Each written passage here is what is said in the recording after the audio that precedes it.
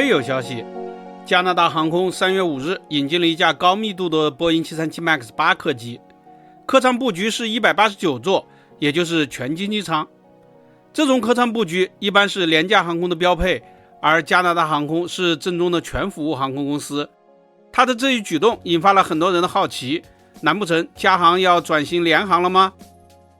波音737 MAX 8只有在737-8200的配置下，最大可以达到210人的载客数，正常情况就是189人。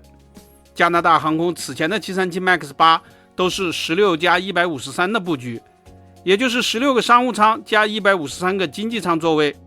全球几乎所有的全服务航司都不会把座位弄得那么挤，为了照顾商务乘客的需求，也为了自己的品牌形象，通常都会为载体机配备8到20个大座，所以737 MAX 8的两舱布局通常是在162人到178人之间。而且本次已经是加拿大航空引进的第4架高密度737了。从去年的7月份开始，加拿大航空陆续将山猫航空无力接收的737 MAX 8纳入了麾下。山猫航空是加拿大的初创航司，2021年成立，2024年倒闭。山猫航空倒闭时，机队中有9架737，全部都是737 MAX 8。山猫的这9架737 MAX 8都归了西捷航空，但倒霉的是，他订购的737 MAX 8多达40架，此外还租赁了6架。他订购的飞机之中，有些是融资租赁，因为当时有新闻说，中银租赁为他提供了11架737 MAX 8。山猫后来与波音友好分手，解除了飞机采购协议。这种情况在民航业界其实经常发生，在这种情况下，定金一般不退，但是也不用再承担其他的违约责任。接手这样的订单可以省钱，还能够缩短交付周期，更早的拿到飞机。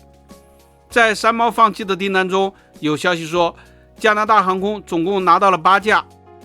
加拿大航空瞅准机会接手了山猫的订单，相信省了不少的钱。但问题是，加航用它来干什么呢？加航的载体机队现在有40多架 A320 系列客机，也运营着40架737 MAX 8，但它原有的737全部都是两舱布局，而且旗下的航司现在并没有任何的波音飞机。加航现在拥有2家正式的子公司，一是加拿大快运，主要使用 E2 界、C2 界和 -8 支线客机，是支线分公司。另一家是胭脂航空，它不算是廉价航空，主要使用空客 A320 系列。此外还有一家高档子公司，只给空客 A320 配备70个座位，它同样也不需要高密度的737客机。